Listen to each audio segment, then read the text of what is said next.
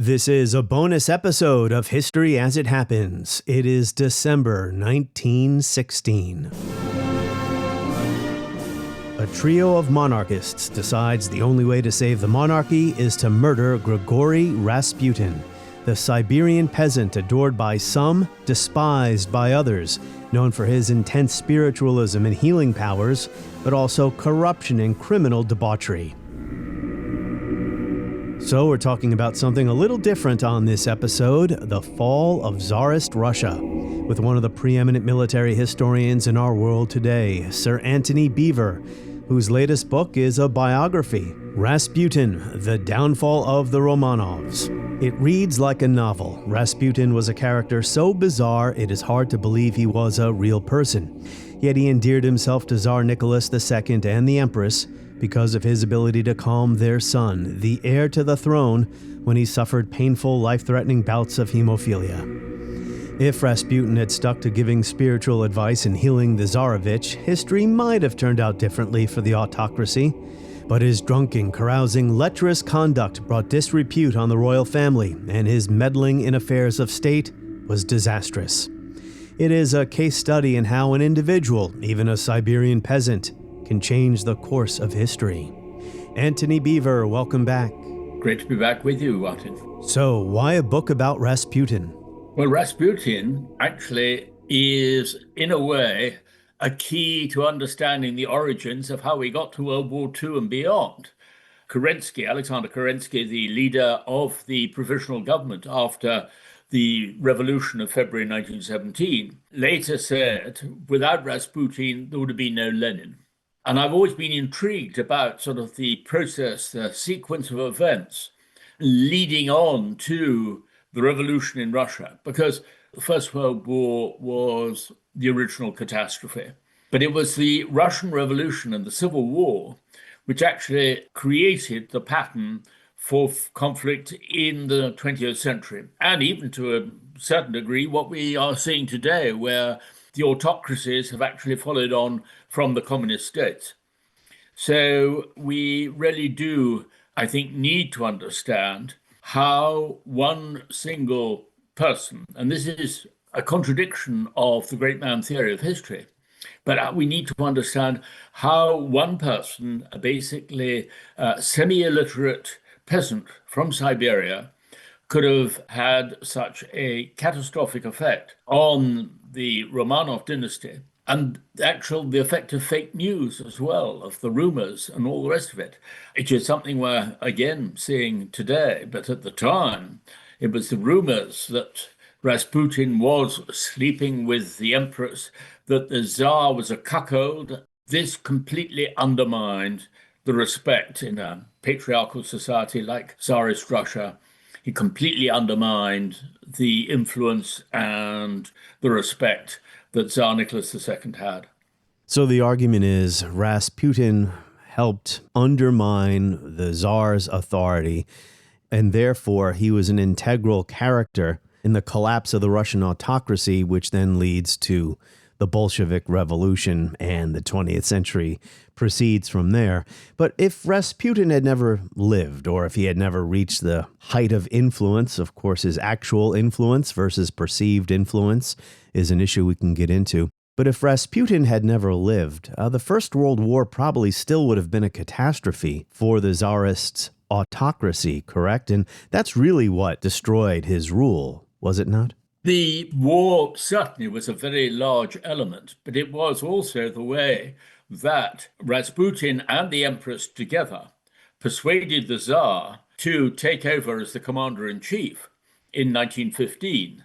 And therefore, he bore the responsibility for all of those disasters and for, frankly, the horrors of that particular war. I mean, the conditions for which the Russian peasantry had to fight, often without boots even, in the mud and the snow, was so ghastly that he was a major factor, if you like, in the anger of the ordinary peasant soldiers against the aristocracy, against the whole of the Romanov dynasty. But I mean, if he hadn't been born, then who might have persuaded the Tsar to take over as commander-in-chief, which was one of Sure. the key disasters. So, yes, we are into the counterfactual questions, the what-ifs in these circumstances. But as things stand, I do think that Kerensky's opinion was correct, that without Rasputin, there would have been no Lenin. That is quite a claim that there may not have been a Bolshevik revolution which changed the whole course of the 20th century had it not been for the meddling of this Siberian peasant. So we'll return to this part of the story, the war, the collapse of the autocracy, the assassination of Rasputin in a little bit. I want to go back really to the beginning. I mean, how does a Siberian peasant, of all the peasants who lived during that period of time, who remembers any of them except for this one individual, Grigory Rasputin, who from a very early stage in his life seemed to believe that he didn't belong, in Siberia, that he had a calling. How do you as a historian deal with the sources in this early part of Rasputin's life to sort fact from fiction? I mean, how much documentary evidence was there? On the whole, not very much, covering that particular period up until he became of public interest. So therefore, up until really 1905, and one has to be very careful of all the different sources, particularly when they come from Rasputin himself.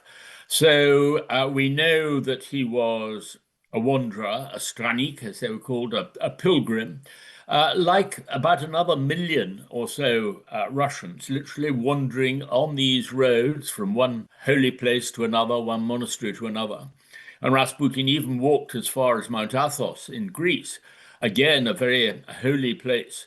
And it wasn't really until just before this period when he arrived in St. Petersburg, so it was around 1904, when he moved to Kazan on the Volga. And this was an ancient Tatar city, but he was invited there by a rich widow who'd met him and who had been very impressed by this self-appointed man of God. He then started to acquire a bit of a reputation as a healer as well as a clairvoyant. To what degree it's justified is really a matter of debate. Yes. But this was the link which actually brought him on to Sure. St. Petersburg and an introduction to a bishop there, who then introduced him to members of the Romanov family. Yeah, something that was fascinating about your book was how this person was able to even get access to the elites in Russian society. But as you put it, the elites in those days believed in healers and shamans and clairvoyants and mystics and all these fantastic imaginary abilities that Rasputin claimed for himself. Well, a charlatan, really. To a certain degree, there is an element of this sort of fin de siècle fascination at the end of the 19th century, beginning of the 20th century, and not just in Russia, in other places too. It had been taking place in France, that people were sort of fascinated by spiritualists, table turning, all of these particular forms of spiritualism. And Russia was no different. In fact, in Russia, it was probably even more intense. There's an element, I think, in the Russian Orthodox Church, the incense, the icons. There's a lot of mysticism there, which you don't find quite so much in Protestantism or Catholicism, but you do find very much in the Orthodox Church. And I think that this was something which appealed to people and fascinated them. Some of them took it seriously, others, almost sort of regarded it as a form of entertainment. But it was enough really to influence many of the sort of grander houses in Petersburg society. I have to say, I really enjoyed reading your book. It was a page turner. It reads like a novel because you have to ask yourself, how is this possible? How is someone like Rasputin real? So let's talk a little bit about who he was personally. I had to ask myself, who is this guy? A priest? A con man? I mentioned before that from an early age, he believed he had a calling. And as you mentioned, he was a traveler. He would range wide and far across Russia, even to Greece. And then finally, in the early 20th century, he makes his entree, if you will, into Russian high society. How would you answer that question? What was Rasputin? He certainly wasn't a priest who went to theological school. Where did he come from as far as his ideas go? Well, he was definitely a self-appointed man of God. And many of those pilgrims, the Straniks, the million or so who were wandering around Russia at that particular time from one place to another, believed themselves that they. To listen to this entire 38-minute episode, tap subscribe now in the show notes or go to historyasithappens.com to sign up. You'll enjoy early access, ad-free listening, and all of our bonus content.